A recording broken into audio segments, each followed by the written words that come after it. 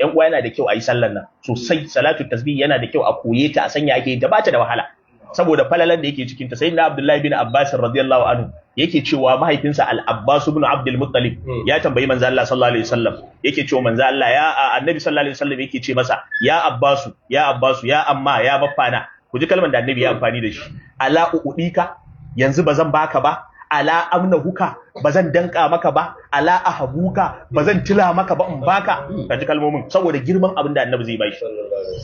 Manzo Allah yace kai ala af'alu bika ashara khisalin, bazan maka wasu kyawawan dabi'u guda 10 ba.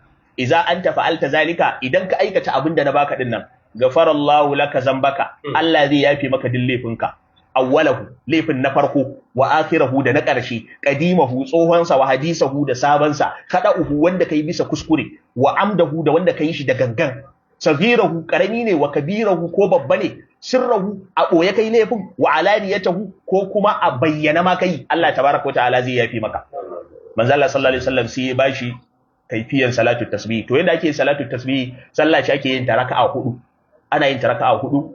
A kowace raka'a ana yin tasbihi 75. A kowace raka'a ana yin tasbihi 75. Idan ka da zaka ga ya baka adadin tasbihi 300. Yanda ake yin tasbihi 75 din nan ka zo ka ce Allahu akbar, sai ka karanta Fatiha, ka karanta sura, sai ka ce, sai ka tsaya subhanallahi walhamdulillahi wala ilaha illallah wallahu akbar, subhanallahi walhamdulillahi wala ilaha illallah wallahu akbar, har sai kai kafa 15. Bayan kayi sura kenan, ka karanta Fatiha, kayi sura, sai ka karanta subhanallahi walhamdulillahi wala ilaha illallah wallahu akbar kafa 15, sai kai ruku'u. Idan kayi ruku'u, sai ka ƙara yin subhanallahi walhamdulillahi wala ilaha illallah wallahu akbar kafa 10. Sannan ka dago daga ruku'u, sai ka ƙara yin subhanallahi walhamdulillahi wala ilaha illallah wallahu akbar kafa 10. Sai ka tafi sujada. A sujada sai ka yi subhanallahi walhamdulillahi wala ilaha illallah wallahu akbar kafa 10. In ka dago daga sujada, ka ƙara yi, ka ƙara komawa sujada ka yi, ka dago daga sujada kana zaune, shi ma sai ka yi 10. To zaka ga kaga kayi raka'a ɗaya kenan. Idan ka irga adadin 10 ga 15 na farko din nan, ga waɗannan 10 zaka ga ya baka 75. To kayi raka'a ɗaya, sai ka tashi kai raka'a ta biyu.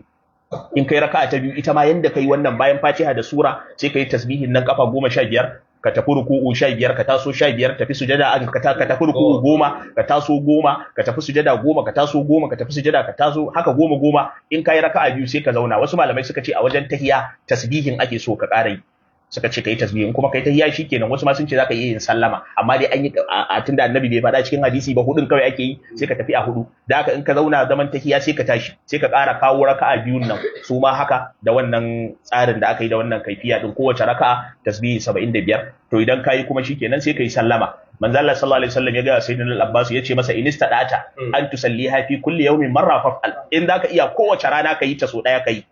Wa in lam taf'al, manzo Allah yace idan baka aikata ta kowace rana so ɗaya ba, fa fi kulli juma'atin marra, a kowace juma'a kai ɗaya kaman yau kenan.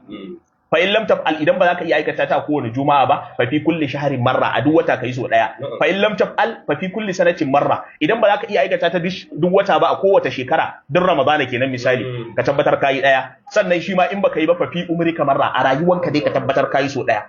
Saboda garabasar da yake ci. Laifuffukanka da wanda kai da wanda baka yi ba, da wanda yake kai a boye da wanda kai a fili, karami ne ko babba, manzo Allah sallallahu alaihi wasallam ya ce duka Allah ya yafi maka.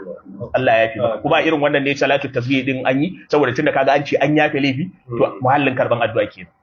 Kai sallan da an goge laifi, sai me? Sai addu'a, saboda dama daga cikin abubuwan da suke hana karban addu'a yawan zinubai. Zinuban mutum sukan zamanto masa hajibi ne da karban addu'a, sai zamana ba karban addu'a saboda zinubi. To manzo Allah ya ce in kai an yafe, to an yafe ka dawo fes kamar da aka haife ka. Sai me? Sai addu'a. Kana turawa sai ta shiga insha Allah. To Allah tabaraka wa ta'ala ya samu dace.